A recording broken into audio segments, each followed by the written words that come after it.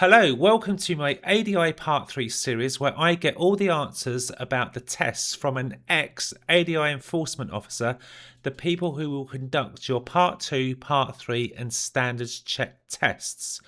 I've put 16 of the most burning questions that both PDIs and ADIs ask about the test, and in this video I ask the question, do you have any tips for people about to take the Part 3 test? So another question I get from PDIs is that they would just love to be able to talk to an examiner. So from all your experience of watching, doing this job, looking at exams, is there anything you could recommend to a PDI or an ADI to help them with this, I think, to be successful? Yeah, I think really just relax. This is not a do-all and end-all test. We're not expecting great things. It's brilliant if it happens. But it's so much easier. I think I said to you earlier, it's so much easier if you pass. So I want you to pass. I'm just hoping that you just be yourself, don't overthink it, just go with what you gut. In so many times I've had people where they've failed and they've said, oh, I did think that, but I didn't think you wanted that or whatever. And I think, well, no, just listen to what your body's telling you, what you want to do. I am one of those people, particularly when I talk on the phone. If I talk and I start to get a bit breathless, and that often happens because they're nervous or excited or whatever it might be, right, carry, and that often can actually be quite a good thing if people do that. So sort of you don't forget to breathe. Yeah. I would definitely recommend have some sort of a drink in the car with you, preferably not one that spills, so not coffee or a bottle of water. Because you can get your throat caught and thing if you're talking constantly. So that's something I'd recommend. Again, store it in a place where if the car had to perform an emergency stop, it is not going to go everywhere or interfere with the car's controls.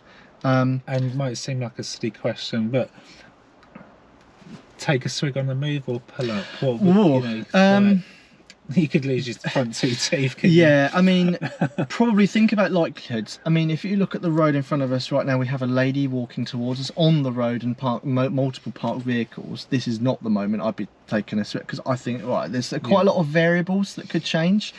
Clear open road in between two roundabouts and a 30 limit where there's no side roads, nothing could actually happen, and this person's realistically nothing's going to go wrong.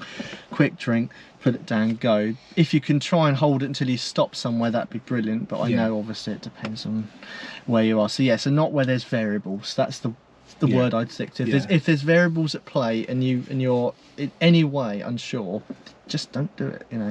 Common sense, I guess. But overall, this it's not a. I personally, I probably would say this, I don't think it's a particularly hard test. It has got a lot of difficulties to it, and it's difficult sometimes to get it in your head if you're not from this industry, you're not a teacher before, this is a new thing to you. But the whole way it's designed is, think about a Part 3 or a Part 2 even, a bit like a learner test. We're just looking for minimums. We're just looking for, can you do this in a reasonable way? When you come to standards check, it's a tiny bit different, because we kind of think, well, you're already a teacher, you've been out there maybe for a year or 2 years, 4 years, 9, 10, whatever it might be. So we sort of think, okay, we really should probably know that by now, and that kind of thing. So that's taken into account. But yeah, with a Part 3 particularly for PDIs, it's we're just looking for glimmers of, okay, yeah, that's kind of the right kind of line, or that's roughly where you kind of should be. Is there anything that stands out as like the most common reason for people to fail this test? Is there something that you just think, oh, there's just, if you could just do this one thing? Not asking the person why they did something, 100%. And that's the most common thing of Part 3s is risk. That's usually what most people get, unfortunately, unsuccessful results on, is people with risk fails. Either they've ill managed it through something or other, or they haven't given the feedback afterwards, as I mentioned in that example earlier. That's the most common things. But finding out why they did something. Or the other one, why did you pull out in front of that car? Because you got to think about, I've never met you, I've never met your learner, I've never been in this car, maybe I don't know this area very well. That's quite a lot for someone to take. We are trained to take it, but that is still, I'm a human. So if I've seen you pull out in front of a car, then I've seen something else happen, I'm just a member of the public. I'm thinking, okay, Jesus, we've got a couple more roundabouts coming up. I hope that doesn't happen again.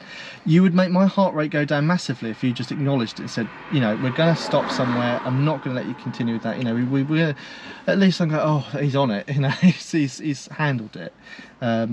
So that's, yeah, so find out why the person's done it, and if you think it's going to continue, then don't put us there. You know, stop us before we get there. It's so often the case I see people where they see you know, they're really aware, they see a problem's happened, they acknowledge it, but we carry on, you know, Russian roulette until it eventually happens. You know, just why would a rational, you know, you need to just stop the circus for a moment and chill, ask the question, find out why it happened, so you can just lower that risk. And needless to say, adapt the lesson towards... Depends on the answer. Yeah, it does depend on the answer. You know, if it's one of those things, some you know, bump the curb. They've just steered too close to the edge because they got momentarily distracted by maybe an alarm on the vehicle or something like that.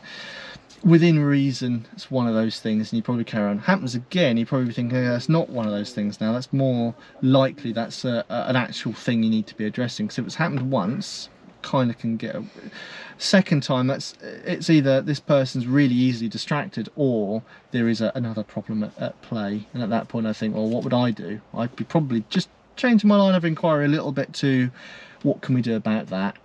And if you were really responsive and you could handle that, that's kind of like a little sub goal. And I'd say, right, so we're going to continue with parallel parking. However, when we get these junctions, just remember this conversation.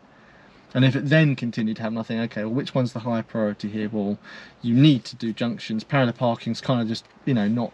Because often people say, oh, do I need to change the plan? So, I don't know, we'll do it like, let's stick to the roundabouts. Yeah. They got a habit of misjudging gaps on a roundabout, stopping suddenly, dangerous stuff happening. Yeah. But then the instructor notices they've missed some mirror checks. The question I get is, well, do we now need to change the lesson to the mirrors, or should we just include it? Or you need to find out why they're being missed, and are they being missed because of where we are geographically and they're getting, you know, overall engaged in what's going on, or is it genuine they've just forgotten to do them, or maybe you've never actually had that conversation of why are we checking the mirror. I've seen that happen quite often where the instructor has taught the person mirror, signal, or whatever it might be. But actually, there's no point if they ever actually said to the learner, do you know why you're checking the mirrors? I believe I've seen that quite often. And then actually in the part 3, you can see the learner's gone, oh, so that mirror, you're telling me that one's to see what's behind us. All this time I've been doing it in that one. And you think, my God. But it's... learning's taken place, they've done the right thing. You know, I can't hold it against you. It's not what I would do, but it's... So in that scenario, you could still stick with work on the roundabouts and incorporate the mirrors? Yeah. But you couldn't ignore the mirrors. No. It's like sitting in the room with a bear. You know, you can't really ignore it. You need to kind of at some point acknowledge it at some point. But yeah. Good. Yeah, I think that cracks that. Yeah.